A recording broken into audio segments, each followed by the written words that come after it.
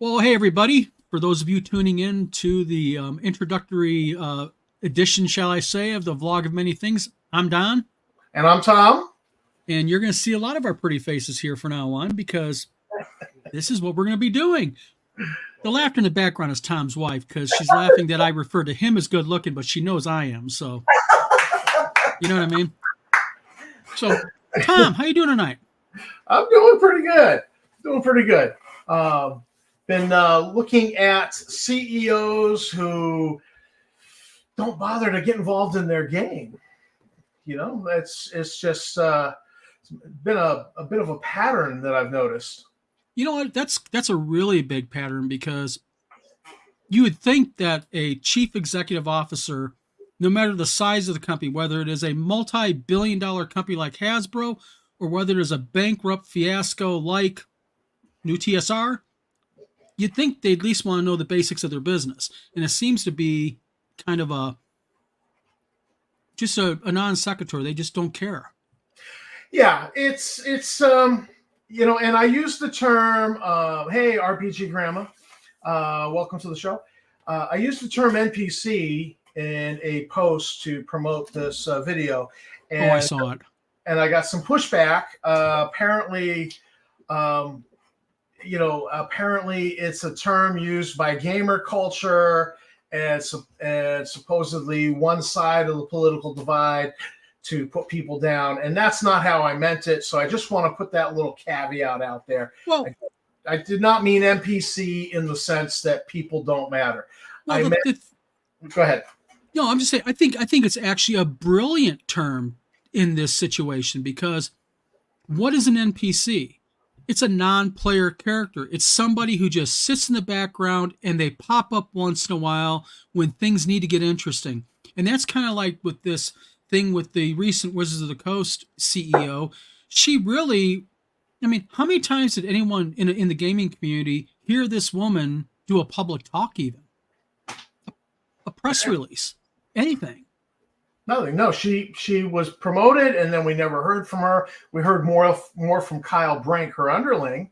Yeah, when the fecal matter was hitting the rotary air impeller, and that's right, everywhere. And why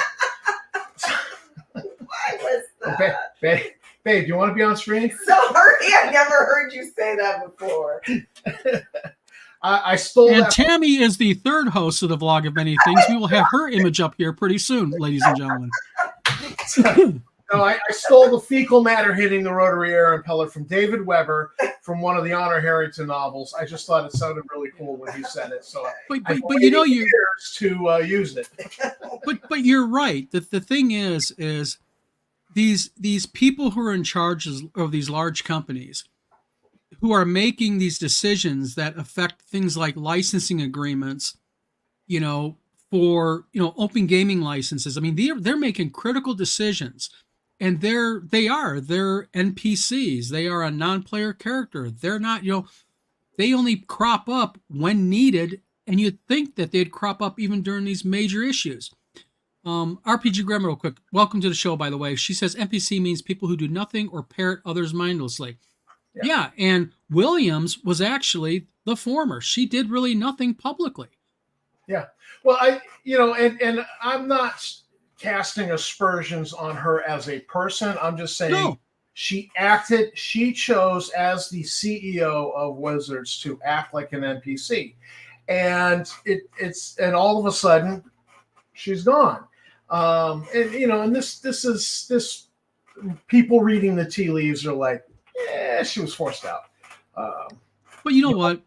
Was she really forced out? I really don't think so. I think instead what she did is her style of leadership was, I'll sit back, I'll let my underlings do all the talking, I will lead the company, I'll make the decisions, I'll be in on the decisions. And she found out that her decisions, her processes were not conducive to having a positive relationship with, not only gamers, but the large game companies like Paizo, Kobold Press, that really would have been affected, especially over the whole OGL fiasco.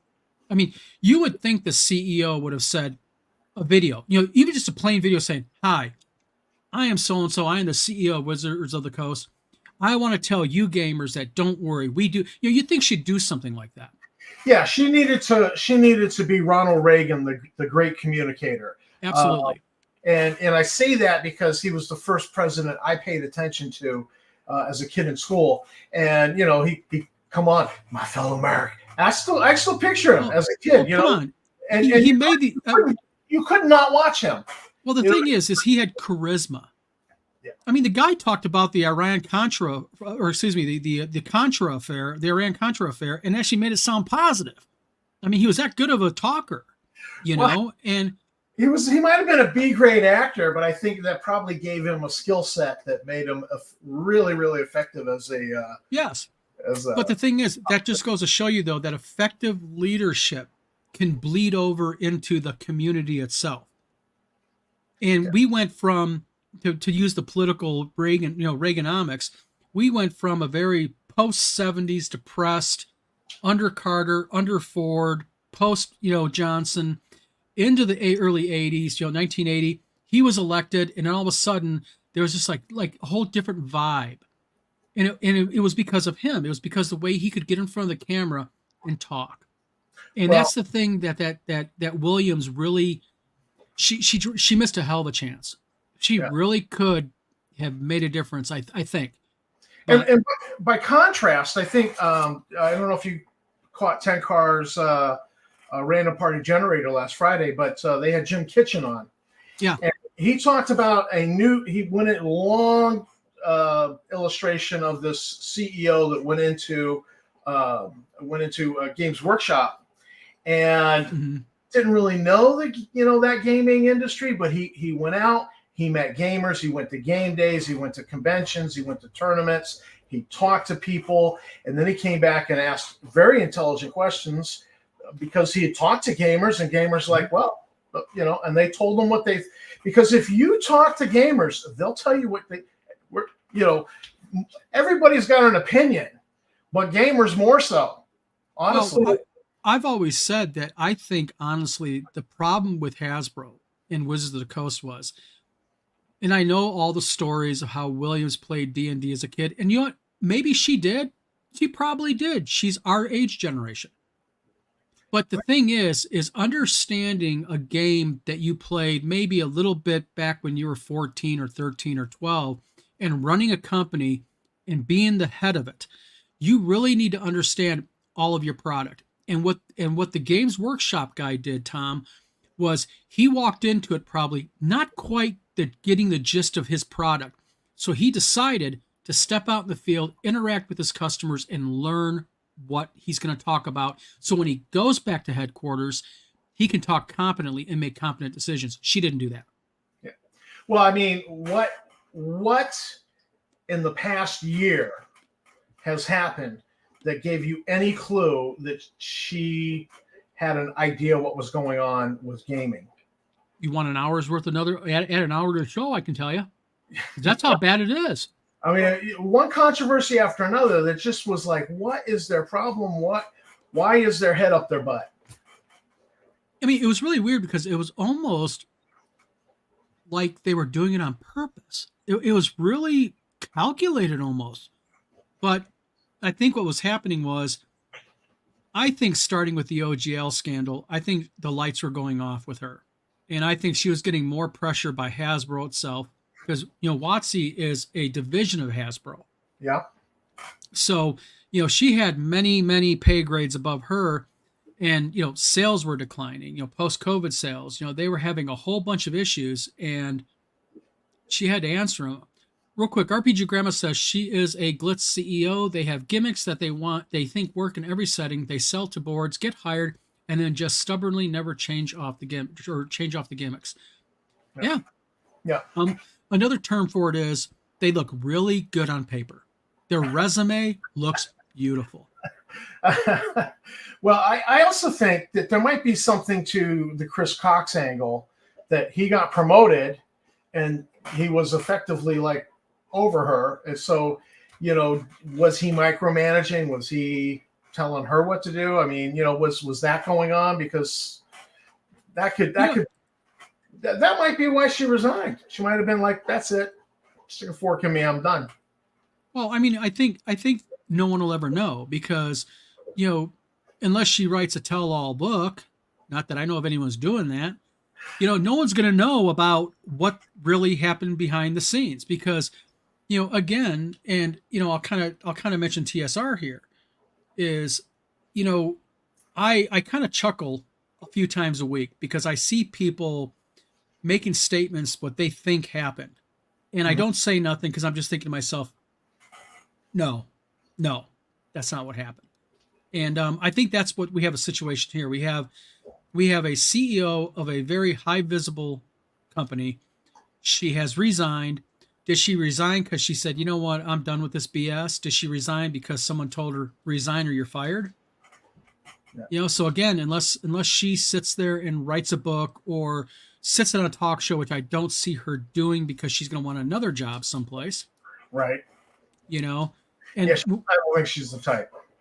no, and even when they give them the old quit or get fired thing, the whole quit thing usually comes with, we'll give you a great recommendation, we'll say that you left for personal reasons, or we can make this public, type thing. Yeah. And yeah, I had a situation like that once where I was told, "You're out, and you can leave quietly, and we'll give you this money." And I was thinking, I'm going to need to get a new apartment, so show me the money. well, when I had my publishing company, I ran into a situation because in my publishing company, I had 9 employees full time that worked for me in shop. They were all women, and I hired a 10th. It was a guy, and this guy was the type of person that thought that women did not belong in the office, but Oh, he didn't come across like that when I interviewed him. he looks good on paper. Well, he looked good on paper and he interviewed really well. And Uh, within about a month, and I never had the ladies at my door complaining. I mean, we had a great environment. I had my main layout designer used to wear these gigantic dragon head slippers into work because we just had a real casual environment. But he showed up tie, sort of like you in the court reporter, tie, vest, suit, and he did not appreciate the women the way they dress, and he would make comments, and I had to have him sit down and talk with him, and I had to tell him, say, listen, you got a choice. You're going to be let go. So either you can be let go or you can resign. If I let you go and I get an employer calling me, I'm not going to give you a good review. If you walk out now, I'll pay you for the rest of the week and I'll give you a good review. I'll just say that you left on personal reasons. And he saw the light. He was like, okay, I'm out of here. And he went and left and walked out the front without a word to anybody. Then I ended up having all the women at my door going, what happened? He walked out. It's like, yeah. So it works. It Yeah. works. Yeah. So, well, before we get too far into the weeds with a certain CEO of a bankrupt company, this is not the first time that you had the CEO responsible for Dungeons and Dragons who was not a gamer. Because No. concerning Cynthia, I don't know that she played D&D.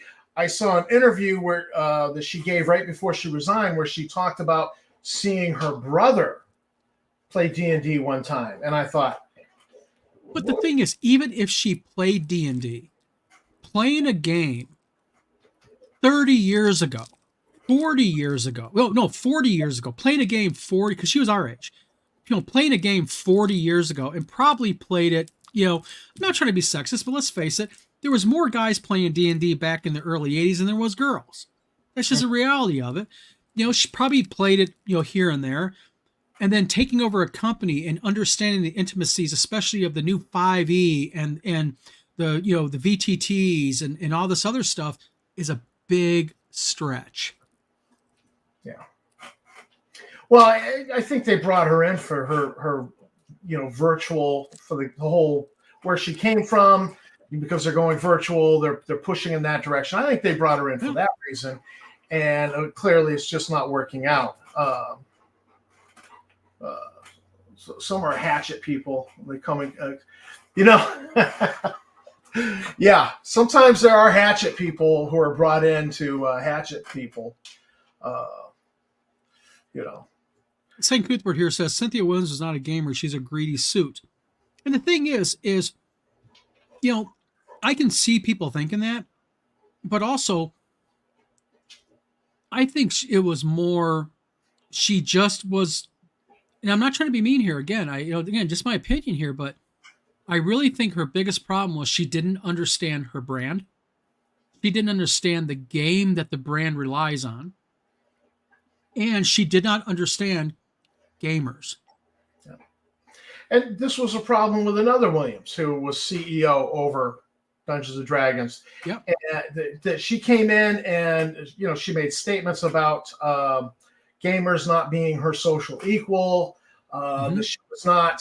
She did not allow play testing of, the writing D&D 2E, and they were not allowed to play test it because she's not paying people to play games. Yeah. And so they play tested it on the down low on Friday night at somebody's house around the kitchen table, which to me is where you really should play test. But you're running a gaming company and you're not allowing play testing, or you're going to put out a product. And 2E had some issues that, people made, about. And then the one role-playing game that she did push and develop, they licensed Rocky Bullwinkle, and you had to role play with a puppet on your hand. Yeah. And the thing is, that's a prime example of a CEO who has no clue about the brand, the product that she oversees. Yeah. So the fact that you had two CEOs like this over D&D with the last name of Williams, it's you can never again allow a Williams in that position, because third time will be the charm. It's like the name is cursed. The curse of Williams. The curse of Williams. I mean, we should just make a lich in D&D and maybe spell Williams backwards, and that's the name of the lich. Yeah. Just as a little nod to this. Hold on a second. What'd you say, Tom? We'll write this down. You know what I mean? Yeah, don't get me in trouble with the Facebook group that didn't like me using NPC, though. They'll say I'm being abusive, but yeah, it is what it is. But we also plan to talk about Justin a little bit, and but correct me if I'm wrong, because you were on the inside with TSR. They hired you to do a lot of work, and which you did. And my impression, as somebody on the outside who was courted by Hovermail to get in, was that Justin kind of felt like he was going to sit on a throne and not do any work and have all these other people do the work around him. That he just kind of wanted to sit back and not really, he's no Steve Jackson. Well, the thing with Justin was, and again, this is just my opinion. I am proffering here. Excuse me, but the biggest problem I saw personally with Justin Lanasso was that Justin was hands-on, but he was hands-on in a really strange way.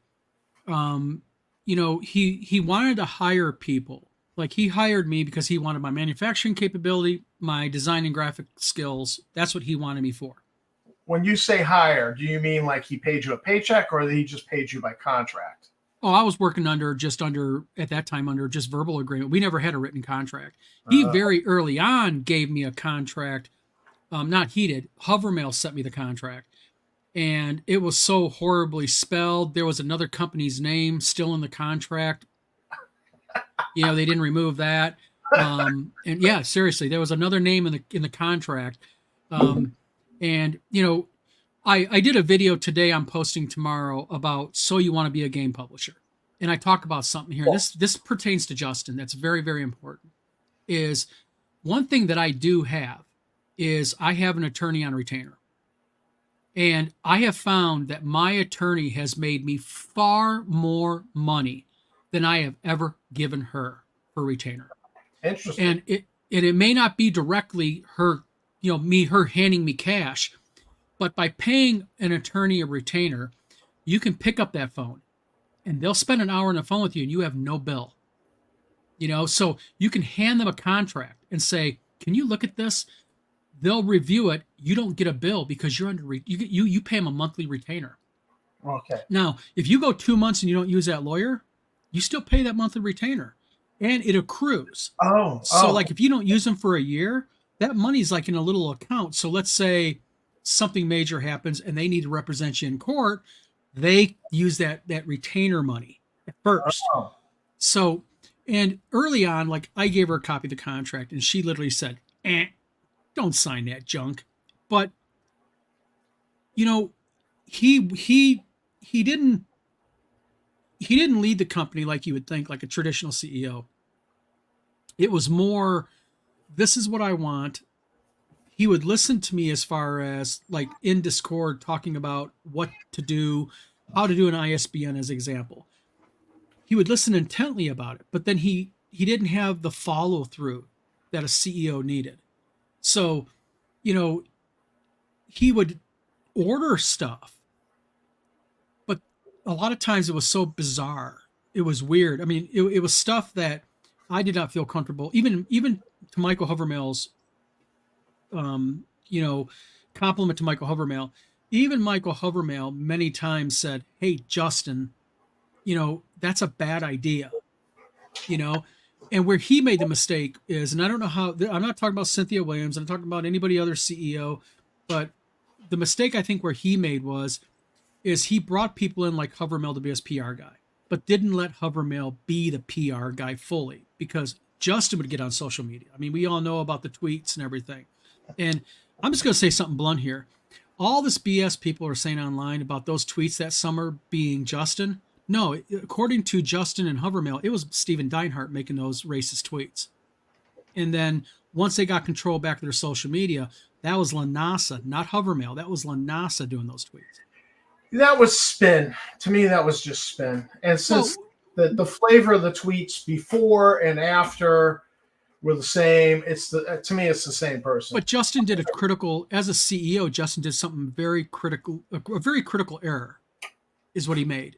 Is he let his personal politics and his personal social politics steer his company. And I remember telling him many times, Justin, are you aware of your gamer base? You are alienating 60 to 70% of your gamers. And, the decisions were made, far above my pay grade. Yeah. But no, I never had a contract with Justin. Never. Okay. And I never had also an NDA with him either. I see what you did there. For people who don't know, Justin produced an NDA and submitted it in the WotC, the Wizards of the Coast case in Washington. Yes. And I actually did a video on it analyzing, and I'm not a handwriting expert, but just as an artist. But you've had a contract with me, and you know what my signature looks like. Yes. And just looking at, I was able to go, this ain't Dawn, and this really does look like Justin's handwriting. But you also paid a handwriting expert who is somebody the FBI uses, to go into court. So this guy, well, at least I knew of one, and that he was supposedly used by the FBI, and I'm pretty sure that the FBI doesn't use Wahoo's, pick a name out of the phone book. His name is King. He is actually out of Oregon. Okay. And King is a nationally known, nationally respected handwriting expert. He's taught handwriting forensics. He's worked with the FBI, the Michigan State. Well, he's worked with the FBI. He's worked with at least, his name's Travis King. Tammy, you can look him up if you want. His resume is impressive as hell. And he's been used as an expert by the Michigan State Police. My county courts have used him, and so has my federal courts. So he was the first one that I got. And he came right out and said that. And then I hired another one. This one had taught graphology or something they call it, the real term for it. But this guy taught down in Florida, and he had worked with the Florida State Police, Georgia, Louisiana, that whole realm. Yeah. And he looked at it, and he independently also said, no, this is a no-no. This is not your signature. In fact, they both of them agreed that, in fact, the signature appears to be made by Justin LaNasa directly. They both. Because you were also there for the court for the bankruptcy. Remember the bankruptcy creditor meeting when I asked him, where'd I sign it at? Where were we meeting when I signed it? Remember? He couldn't tell you. Couldn't tell you. At the very end, he says, "Oh, Michael Hovermail gave it to me." Yeah. Oh, yeah. He was throwing Michael under the bus. Handwriting expert, King.com. Yeah. Mm-hmm. Tammy just looked him He's up. legit. He's legit. Oh, he's legit. Yeah. So, that was, I saw what you did there. You slipped that in, but it falls though under the character of a CEO. I mean, think about the basics of this. I mean, as a CEO, you're the leader of a company, and I do not care if you are the size of Wizard Tower Games or if you're the size of Hasbro. You ride on your integrity. And if you're going to go ahead and you're going to lie about staff members, lie about contractors, you're going to post racist and or bigoted materials online, not accusing anyone of doing it, I'm just saying in general, and or you're going to work with known Yahtzees, okay? That is on you as a company because it reflects upon your company, Tom. Well, yeah, I get that. It's as we've been preparing for this video, I kept thinking about my dad's military career because the first general in the Air Force that put on his star for general that was not a pilot or a navigator came from supply, and his name was General Searock. And General Searock, normally, it was the pilots and the navigators got promoted to general, and he was the first one. So he had a lot on the ball to be able to be promoted to general, to be the first one. And one of the things that he was notorious for was he did not trust officers. He did not, because there'd be a little bit of I was a pilot, you were in, you were in logistics, you were in supply, and looking down. So he didn't trust officers. He had a stable of sergeants that he would call up and say, "Hey, this is what the Air Force think about doing. What's your opinion on it?" And he'd get their opinion. It's kind of like that CEO at Games Workshop who went and talked to the gamers and got their opinion. Well, he realized that the shoulders of his command lay on his NCOs. Yeah, and there was an occasion where my father got a phone call. He's in the shop working. He gets a phone call, and they're like, "Oh, it's General Searock for you." So he gets on the phone, and he realizes he's on speakerphone. And so General Searock lays out this plan, and my dad says, "Well," he goes, what do you think of it?" He goes, "Here's the negatives, here's the positives, but if this is what the Air Force is going to do, we're going to make it work." And like half hour later, General Searock called him back and said, "That was the exact right answer, because I had a room full of generals, 1 and 2 star generals, and they were giving me a lot of crap about this, and you were the only one I could think to call." And so it was. He was a man that got in touch with the lowest ranks in his hobby, if we could call the Air Force a hobby. Sure. And clearly it's not, but I mean, use the analogy. And when, Justin had no in touch with the hobby. He had no clue what the hobby was like. That there's a lot of, half the hobby, at least half the hobby's got to be on the left, and half the hobby's going to be on the right. And, he just thought he could come in like a bull in the china shop and antagonize people. Well, I think that's exactly what you do when you get into these situations. Because, as an example, when I had my publishing company, one of the most common questions asked of me when I was interviewing the author initially before they signed a contract, and this is silly. I mean, it sounds crazy, but I used to have authors ask me, "Are you a Republican or a Democrat?" And I'd look at him, and my answer is the same all the time. I'm a publisher. It doesn't matter. Yeah. And see, that's the thing. You have to go into that and I used this. I actually asked Justin a question one time. It was real interesting. I said, if you're at a game convention and somebody walked up to your booth and they had a shirt that said "Republicans suck," because I know Justin's Republican. I said, What would and they wanted to buy one of every game that you had. What would you do? He said, throw them away from the booth. Tell them to get the hell away from my booth. I would sell them one of everything. I'd sell them one of everything. Okay. And see, that's the disconnect. And if they came up with a with a T-shirt that said "Democrats suck," and they wanted to buy one of everything, I'd sell them one of everything. Sell one thing. You cannot to push shoes be off my political. kids' feet. There's and see, this is something this is something that general understood, that a lot of CEOs and smaller game companies don't. And I see, and this is a major problem in the gaming industry that I see, is smaller publishers. Okay, you go to their page, and on their company page, they're mixing their politics in with their games. You know what? You're not even a game publisher, really, because you're not going to be successful, because what's going to happen is, whether you're Democrat or Republican, okay, you know what? If you're knocking one party over the other, or if you're pro-Biden, anti-Trump, or pro-Trump, anti-Biden, however way it is, it's okay to be that way privately. But like, you look at Wizard Tower Games, my page is company stuff, strictly. I stay away from the politics, because it does you no good. You're alienating people that don't deserve to be alienated. No, yeah. It would have been like us back in the day going, as 12-year-olds going, ooh, girls, we're not going to play with them.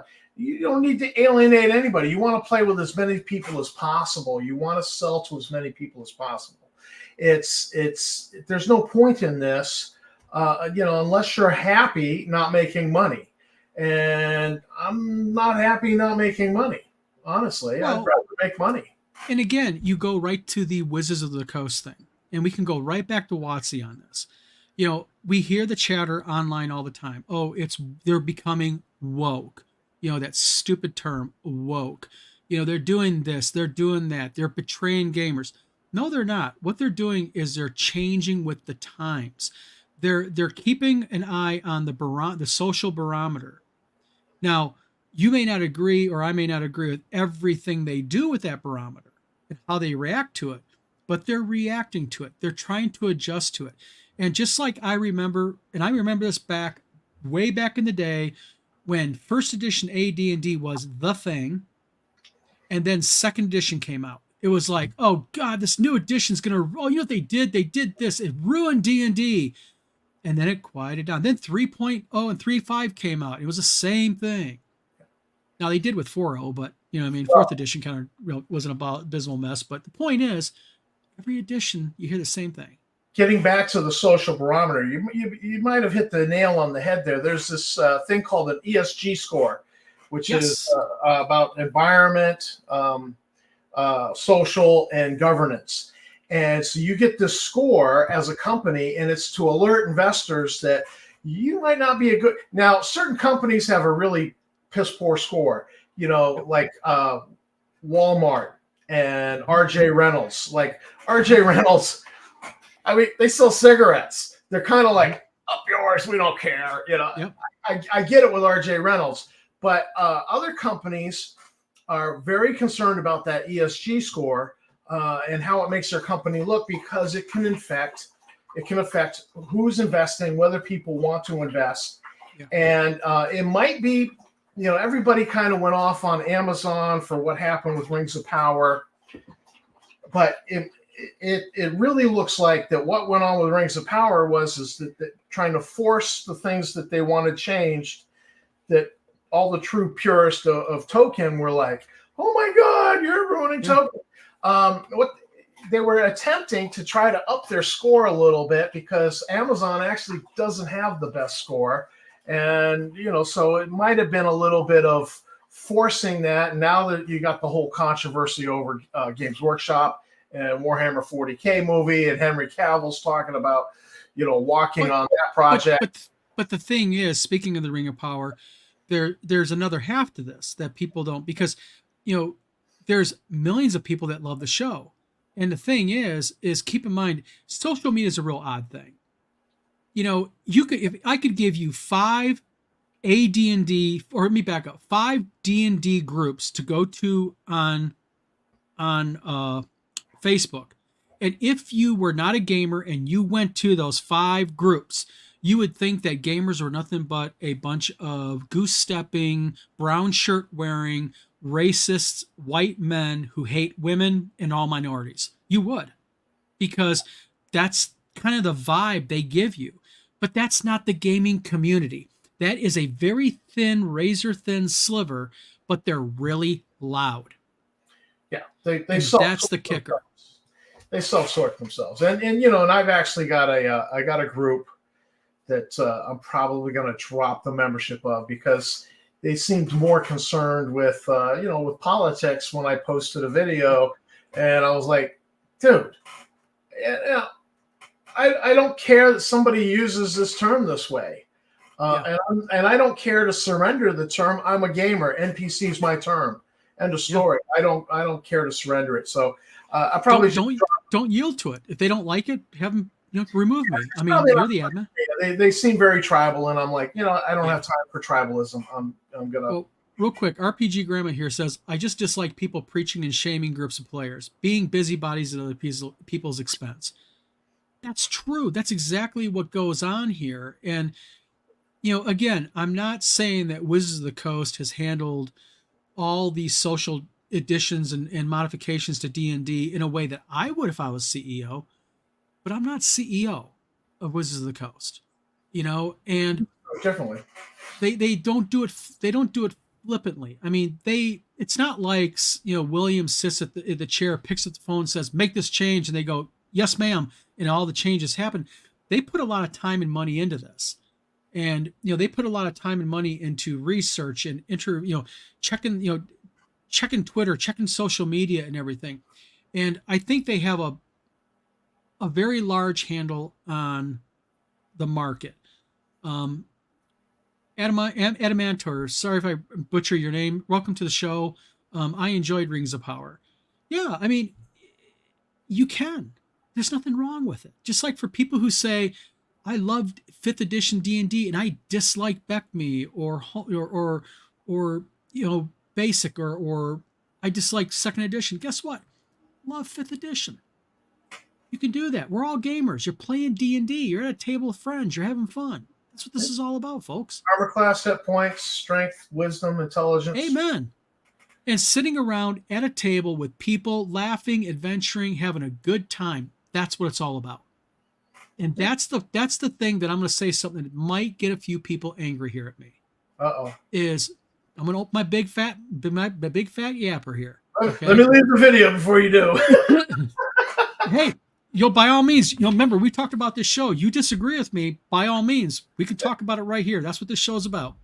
By the way, people, this new show that me and Tom have here, the Vlog of Many Things, you're going to see me and Tom not all the time agree.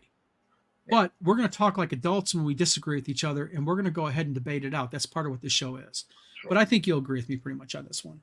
And that is, the people who will go out there and say that D&D is being ruined by 5th edition, I think you're really wrong. I think what instead is going on is most of the people who say, I don't like 5th edition, they're ruining D&D. These are people who will never play the newer versions anyways. They already are, for lack of a better term, they're in bed or entrenched already with their own edition. They are either hardcore AD&D 1E players or 2nd edition players or whatnot. And so what they're doing is they're demonizing a game system that they never would intend to play anyways. I see it all the time, guys going, and girls, men and women both going, oh, 5th edition, I'll never touch that garbage. Have you ever seen it? No, but I'll never touch it because I'm happy with 1st edition. Okay, then what's the big deal? You're never going to touch it and play it anyways. I was away from D&D for 2nd edition, and I was off in life doing things. And when I came back, it was 3.5, and I gave it an honest try. I just realized, oh yeah, I knew that 2nd edition had happened.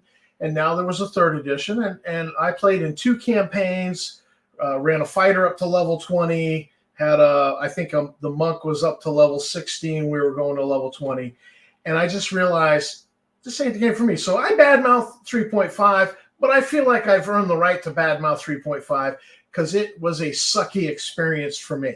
Well, But I don't play the whole edition game because honestly, play what you like. If you like something, you play it. I but don't at like least you first- played. But at least you played 3.5 for a while, Tom. You can say honestly, I tried it. I don't like it.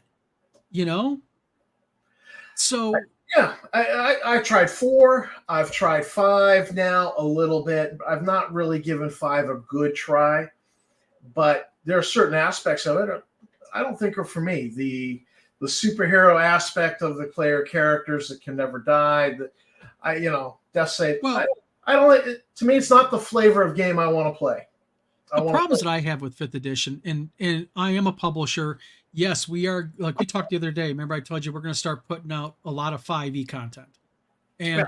And although I have tried playing 5e, I learned the system because I believe that as a leader of a company, I need to understand what I'm publishing. Right. So, but I played 5e pretty thoroughly, and I don't mind it, but it's just not my cup of tea because I've talked about this with you in other videos. I'm more of a I like the idea of being a magic user starting off with the maximum 4 hit points. I love the that third level to 7th level area where everything's a battle. You got to be really careful. And I don't like 5es. When you start off on first level 1, you're almost starting off as superhero status with a lot of these classes and these mixed race, these weird races that give superpowers It's a and different all that. philosophy. It's a different philosophy. Yeah. So I can publish it and say it's just not my cup of tea. But I'll tell you what I'll do with any game company or any game shop that I sell to. I'd love to come to the game shop and play my modules or play my games with them that are 5e compatible. Because I'm willing to do that because guess what? Even though I may go meh at it, I still have fun playing it because I like sitting down with people and I like having a lot of fun with friends. Oh, my last game of 5e, I played with Eric Tenkar, and Tammy played in that one, and we had a blast. It was Peanuts meets Call of Cthulhu kind of game, and it was fun. It was kooky and fun. It was kooky and fun, and the most important part with the people and the experience. It wasn't Jason Elliott was there. We had a blast with him. I don't like this rule set. We were all playing a different Peanuts character, and the guy had used some sort of online player character generator, but you had these. Who were you? I was Lucy. Who were you? Eric wasn't Eric Snoopy? Eric was Snoopy. Yeah, I wanted to be Snoopy, but Eric was Snoopy, and so his special. Oh, there's some hard feelings here if Eric's watching. So Eric had the ability to fly Snoopy's doghouse like the shop with Camel and the machine guns, which he saved for going up against the Great Cthulhu at the end because it was the Great Pumpkin. And RPG Grandma says something here. She says, I'll never be an X card fan or hear players sign a social contract or safe words, but I'll also tell you, just as sincerely tell you that it's your game, do what works for you. Yeah. There you go. That's a philosophy to have. You know what? It's not my cup of tea, but do it if it's yours. Yeah. I do like Venger Satanis's X cards for his game, where you throw. I want more Gonzo. You throw the Gonzo card. Yeah. What does that do? You want more of something in the game. The X cards. Hey Tammy, it's Venger Satanis, okay? Yeah, I know. Sorry. And I'm not knocking Venger. Venger's a friend of mine on Facebook. You know what? I'll tell you something. Real quick side note. I'll give this guy one thing. He has a talented game designer. Yes. Yes. It may not again the cup of tea thing, but his games at least are cohesive. They're well balanced. I've looked at them. They're very well balanced. They make sense. You can learn the game very quickly. He's very good at telling you how to play the game. Mm-hmm. So, Adamantier says something. He says, honestly, I played 4th and it was not bad, just a different kind of game. Yes. Again, sure, what's wrong with that? If you like it, your players like it, play the damn game. It's D&D. Likes 4E. Yeah, I mean, people, everybody has their cup of tea. Yes, adjust the game settings to meet your vision. Absolutely. It's one of the biggest things I say online to gamers when they go, well, why can't I do this? No, no, no, stop. You can. Just be consistent. That's You what know, big old Uncle Gary said. it's like some people like chess and some people like Risk. I prefer. Exactly. I'm not a big chess player. Yep.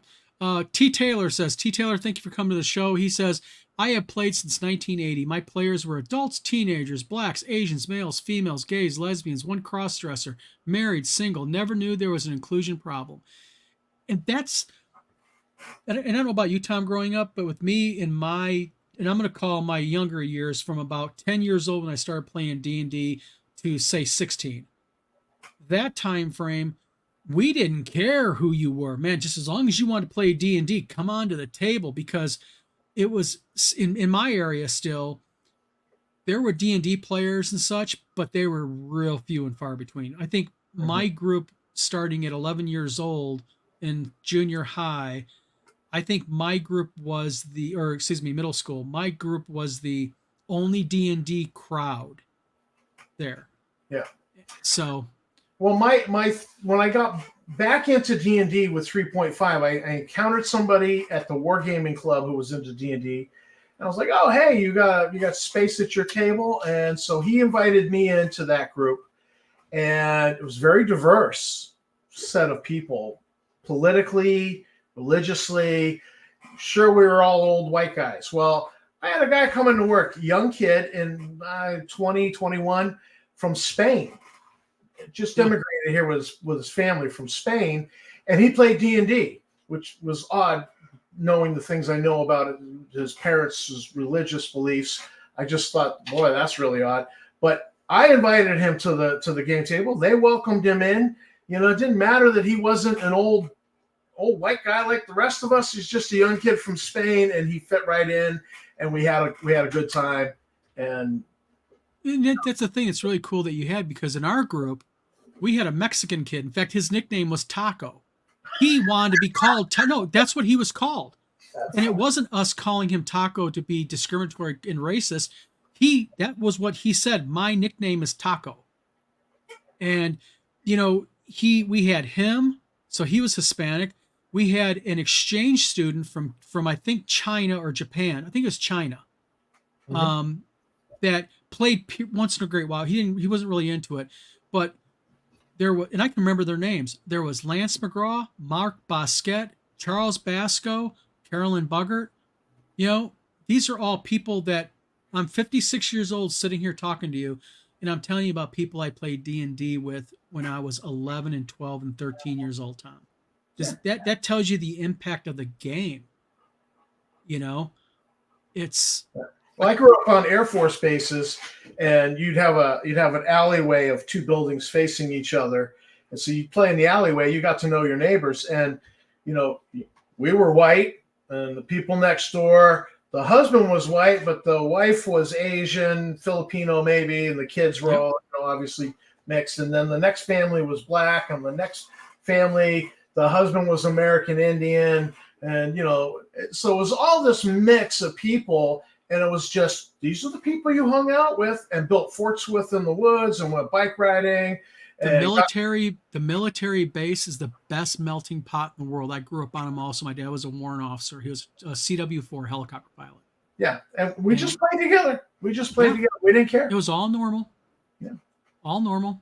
So, and that's the thing I think that people can't get their minds wrapped around is, they want to go ahead and they, and I'm not saying everybody, but there's just like the loud ones I was talking about earlier, that you would think were the racists, and these guys that are really antiquated, thinking that everyone is woke and all that. There's also another element though that believes that just because you played D&D in the late 70s and early 80s that you are somehow a racist and everything. And I feel sorry for them. Because I really think when I read those posts on Twitter, especially because you see it mostly on Twitter, is I just think to myself, man, girl, or man, young man, if you could have just traveled back in time and come to my table, I think you'd be thinking a whole different thing. Because I'm not speaking for, I'm gonna speak for me only here, but no one that I knew of ever cared what color you were, what race you were, whatever you were. Do you like playing D&D? You do? Come on to my table, man. That was the whole reaction. Well, I was actually thinking about this, developing a video around this one thought that, we had racism come into the hobby through New TSR. Yeah. We had, I mean, it was very just disgusting stuff. Yep. All right. And, what happened? Tenkar stood up and was counted, and I stood up against it. You've taken a stand. Kim Winson, not to leave anybody out. David Floor, not to leave them out. But so we could name the people who took stands in social media, because Winson and Floor were on Twitter, hitting this hard. Eric and myself were on YouTube. You've come onto YouTube and opposed this. And it wasn't just us, though. It wasn't just us, because there's this whole legion of people who weren't willing to get to do a video like Eric and I do, or you do, or do what Winston and Floor do on Twitter. But they've supported us, and they're like, hey, did you see this? Eric's got his secret army, which is far better than mine, of people that let him know stuff's gone down. People let me know stuff's gone down. Everybody came together and said, that crap is wrong coming out of New TSR. And they stood against it. So in the future, you're going to see somebody, and I could name them, and you know who they are. They're going to be like, oh, yeah, OSR is racist, the OSR. And I'm going to just say, wrong. You're all a bunch of white guys, and you're just racist, and you're homo. Wrong. Because I think we stood up and we said, no, this is rank, disgusting crap, and we stand against it, and we've spoken against it. And I don't think we have any. We don't need to run it. I think we've demonstrated that we're not that.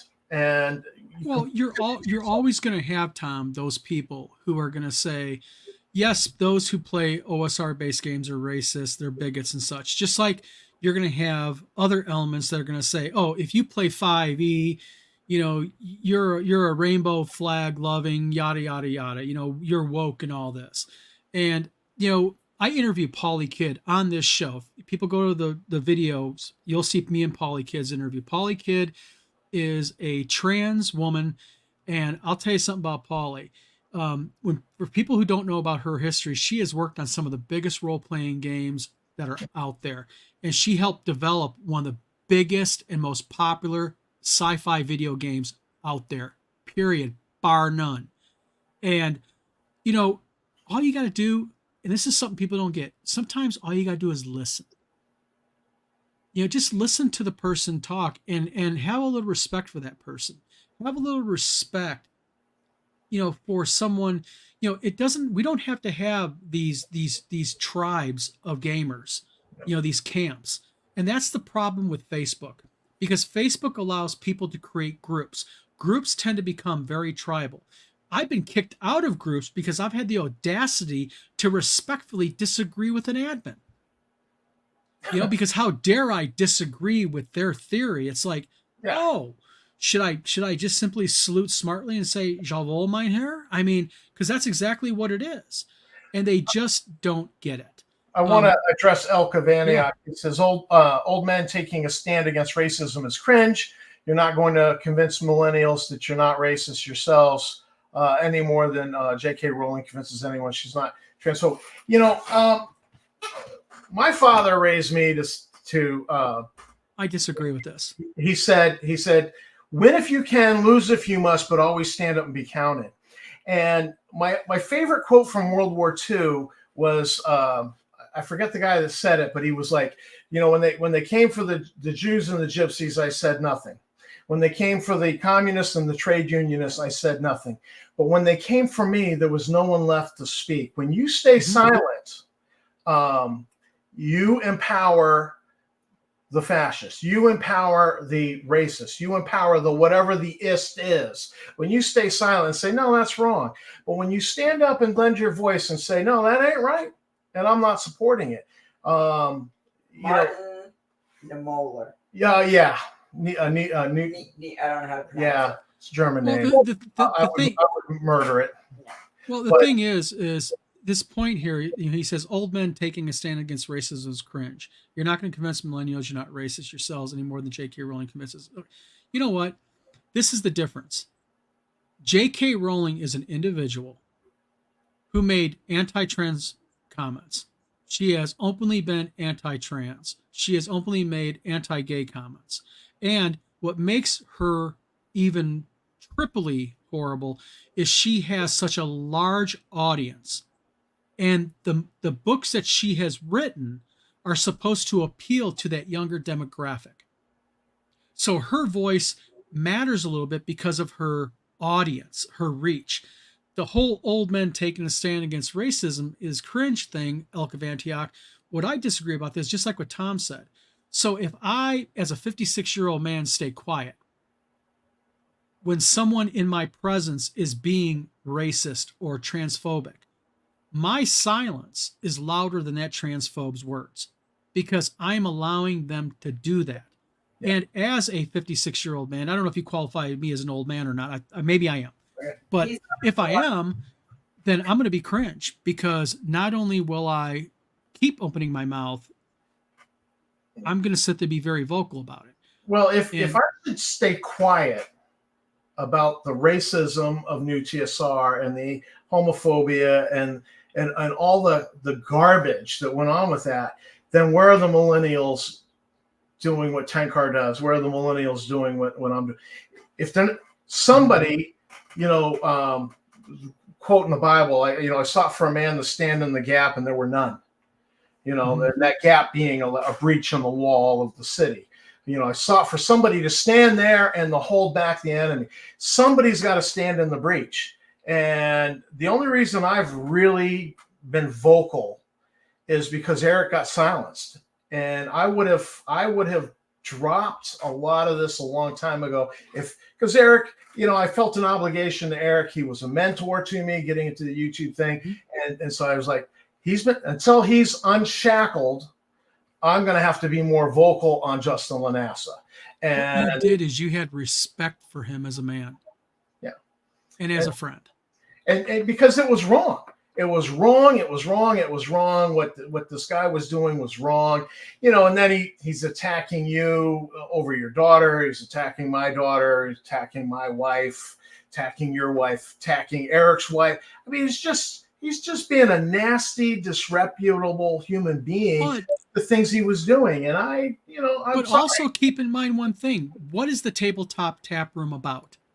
You cover gaming news, and when you have a major game company like TSR, okay, fine, I'm using the word major game company because let's face it, there are very few 3-letter initials that used to be as powerful as TSR when it came to role-playing games. Not anymore, because the name's been sullied, but you have an obligation to report when a game company is a bad actor. If something happened, and I'm not picking on Paizo, let's say something horrible happened at Paizo and the CEO went AWOL in Paizo and a new CEO started doing some of the similar things, you and Eric both would be covering Paizo. So it's not a Justin Lanassa or new TSR thing. You are reporting relevant news, as is your job as a gaming vlog.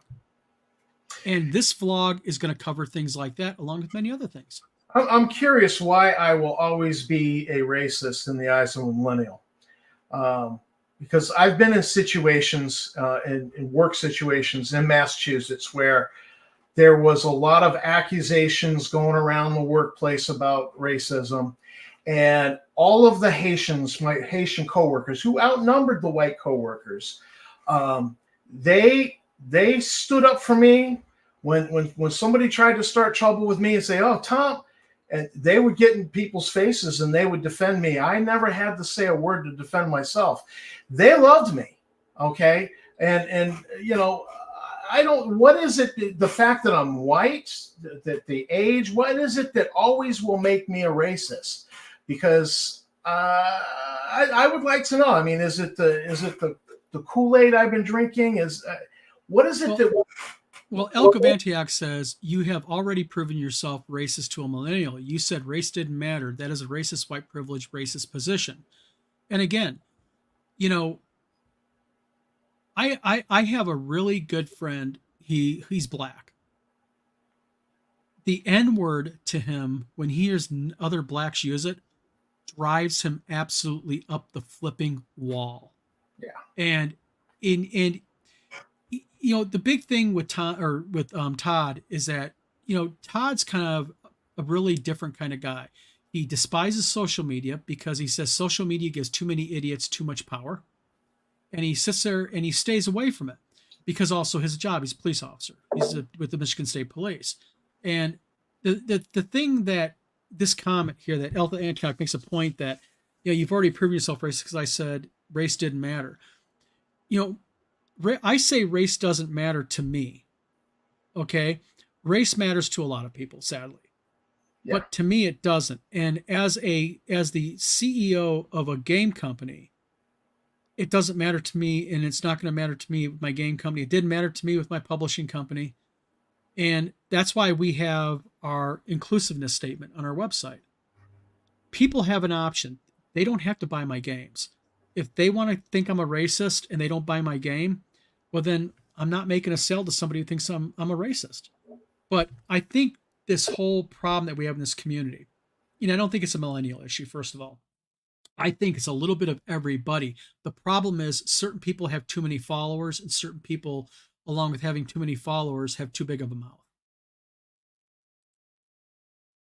I don't know where Tom disappeared to. Yeah. That issue. So, talking to the good wife. Okay. And a dog issue. You play the game, you lose by who? Listen, I don't care who you are. I just don't care. You're black, okay? I don't care. My judgment is, how it's not based on skin color. It's based on quality human being. And that's most of the people our age. Most people are just good people, whether they're black, whether they're somebody's broke down in Dorchester, Massachusetts, and it's a black neighborhood, and I jump out of my car, a black guy jumps out of his car, we go help this old lady, get her car out of the street and get her jump started, and we work together. I don't care. Oh, I can't help here because this guy's none of that. It's just good people being good people, and that's all I care about. And I don't have time for this. Look at the people that took that guy out of the car that was on fire on the side of the road. Nobody said stop. Show me your race card. Well, then we can proceed. Yeah, I know. It's like growing up in the late 70s and early 80s as I grew up. I mean, I lived in the UK. My dad retired from the Army. He went to work for Fields Corporation in the UK, flew helicopters for him. And the thing is when you go up by Leeds has a heavy Indian population. It's a heavy Indian population, Middle Eastern population. You know what? It's normal up there. And then we moved to the United States, and we moved to Madison Heights, Michigan, right outside of Detroit. I walked out my front door, track housing, classic Detroit style housing. I walked out my front door. Diagonal across me was a girl who played D&D with us, and my neighbor was a black kid. So, again, I think what's happening is I think we have a core group of people who are bad players, like a certain CEO and his cronies. Yep. But they're loud. And that's the problem here. But also on the same ticket, I can go on Twitter and I can show you a lot of 20-year-olds out there who really are spewing some nasty stuff out there. So it's back and forth. It's all over. You're not going to stop. Yeah, it's both sides of the aisle. I think, I work with some millennials, and they seem like good people to me, so I don't have a problem with them. I hired at Two Moon Press, my publishing company. I had a 68-year-old lesbian who was one of my editors, who was married, or not married at the time, but was in word married to the lead editor of my local paper, which helped me because we were in the newspaper all the time in a great way because of Janice. But she was openly gay. And I had a young girl, 3 young girls fresh out of college as an editor, layout specialist, and cover designer. And I had a couple of middle-aged, late 30, early 40 somethings working for me doing, you know, doing events, coordinating, and doing cover design work for me. Melanie, my number one gal, Melanie Quinlan. To this day, if you ever anyone ever gets a job application by Melanie Quinlan, hire her without hesitation. She was my office manager, head gal, spear point. She was a 32 or 33-year-old housewife, mother of 3.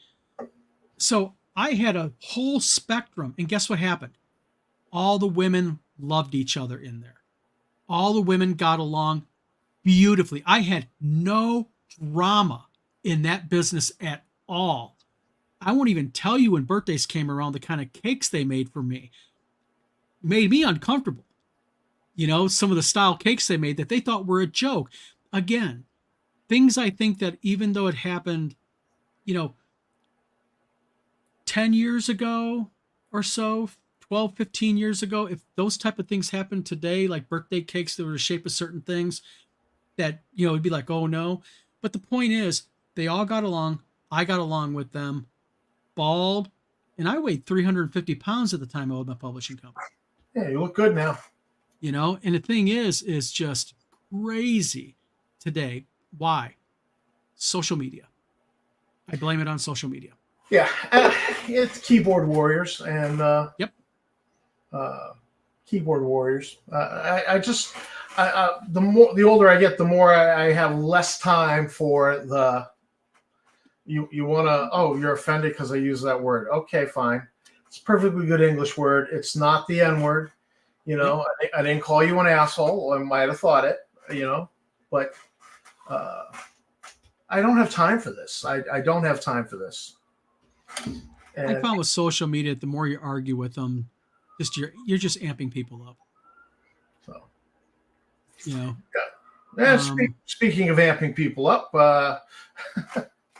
I probably have amped up Justin Lanassa a little too much in the past. You know what? The bottom line is this: it is what it is. It happened. Yep. It's well documented. Nobody's being picked on.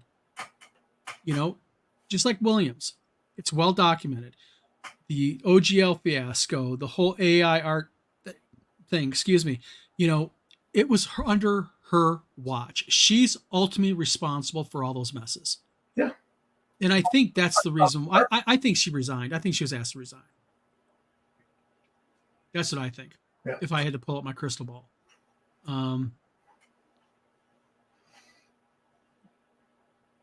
Let's see. Being polite is racist. Being housed unemployed. Well, you're entitled to your opinion. I mean, Elk Antioch. First of all, thank you for coming on the show. I'm glad you're here, and I'm glad you're offering your opinion. That's what this is all about. That's what this show is supposed to be all about.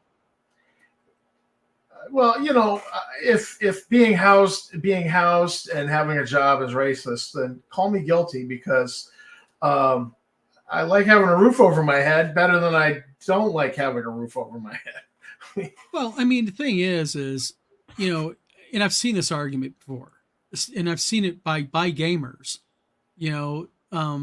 There was a woman on Twitter who was young, and this was back in the whole at the hype, summer of 2021, fall of 2021, early 2022, when it was all really, really big.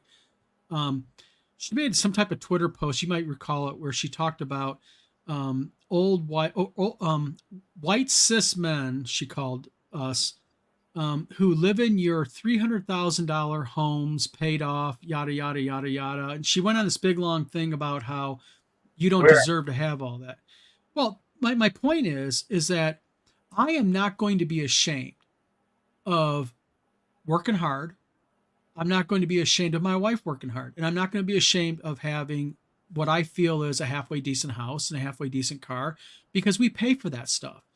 And it's not like some magical, we go, hey, we all have an account at White Bank, and White Bank gives us free money because we're white.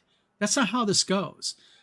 You want it, work for it. Just like with my video about publishing I'm getting ready to do is, you know what? it's a tough business. It's full of a lot of tough situations. Fight for it. Work hard, like my grandpa used to say. You know, get According out to there. What's that? according to the Economist magazine, I think the article was 10, 15 years ago. You're 10 times more likely to become a millionaire in America if you immigrated here than if you were born here. Yeah.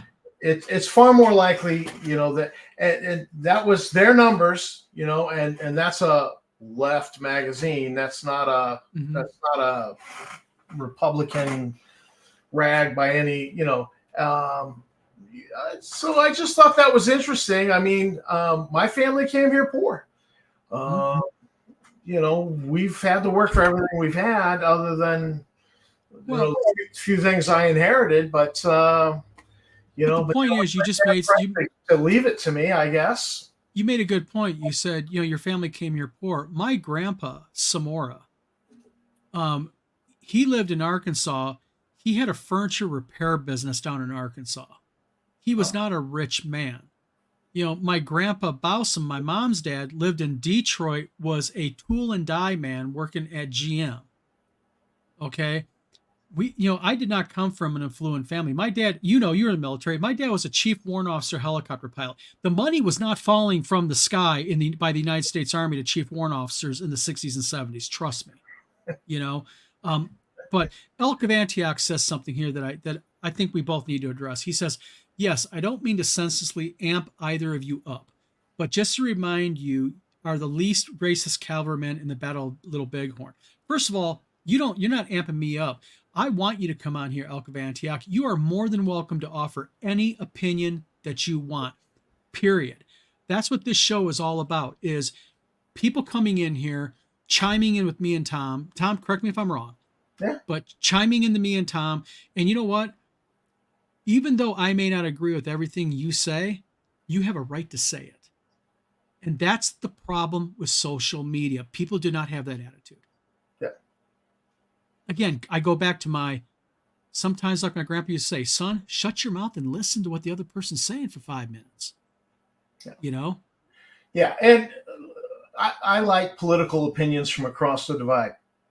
I follow one Trump group, and I follow one alt left group that's like, I just can't even go anywhere near what they're about. But I want to hear what the two extremes are saying. I have friends who are libertarian. I love to talk politics with them because they really know what they believe, why they believe it, and they're willing to defend it, and they articulate a good argument. And I love that because it was not something I found common in Massachusetts when I lived there. And so I was like, man, I love these. I can't quite disagree with them. I agree with them about everything, but I love these libertarians because they're so refreshing. And, honestly, when you close yourself off, if you were like the left group I follow is Common Cause. If you just listen to them and you don't know what the Trumpers are saying over here, you could get surprised by something that they're saying or that they're doing. And by the same token, if you were a Trumper and all you're doing is listening to what everybody's saying over here, you're going to get surprised by what the Common Cause is coming out with. And then I'd rather just be informed. I would rather be, and so I do appreciate Elk of Antioch coming on here, and he's defending his position pretty good. I don't know that I like him calling me the least racist soldiers in the Battle of Little Bighorn, because I've read history. I kind of know what happens at the Battle of Little Bighorn. But the thing is, I think it's more of an analogy, but on the same token, to me, the way I look at it is different people get their points across differently. And, I'm willing to take a deep breath and read a little bit between the lines, Yeah. But you're right. I think that it is critical that, and I'm going to get a little bit of a diatribe about the show. It's critical that the views are looked at, not just the ones we want. And although me and Tom have seemed so far, as you can see from our first show together, we get along fine about this. Yeah. The thing is, what we are going to do is we're not always going to agree on things. And we're going to have shows where we're going to purposely choose topics that Tom has one opinion and I got my opinion. So I think at that, we've been here, Tom, an hour and 15 minutes. Oh, yeah. So, I think that what I want to do, I'm going to Elk of Antioch, or excuse me, I'm going to do Patrick Boyvin. Thank you for tuning into the show, and thank you for making a comment. He says, not relevant, but nice to see the ice map of Middle Earth in the background. Yeah, that's why you did that. Thank you for making a comment. And then Elk of Antioch is going to have last comment tonight. He says, I'm also Canadian, work for the Canadian Auto Workers Union and the Canadian Socialist Party. And racism to millennials is defined entirely different than it was in the 1980s. That's true. So at that point, what I'm going to go ahead and do is I am going to be, Tom, do you agree? You think it's time? Hour and 15 minutes? Oh, yeah. We're going to try to keep our shows right around an hour and 15 minutes. I know you guys like our pretty faces, but I think what we need to do is just kind of yeah. So I'm Don. I'm Tom. And thank you for tuning into the Vlog of Many Things. Again, every Tuesday night, 8 o'clock, streaming on the Tabletop Tap Room and also on Wizard Tower Games YouTube channel and social media. Stay tuned. We're going to be doing some really cool shows. We kind of trying to put some really serious thought into all of this. So again, everybody, thank you for tuning in. Thank you for all the comments. Spread the word about us. Hit that like and subscribe button so you'll be notified when we are coming on. And we will talk to you later.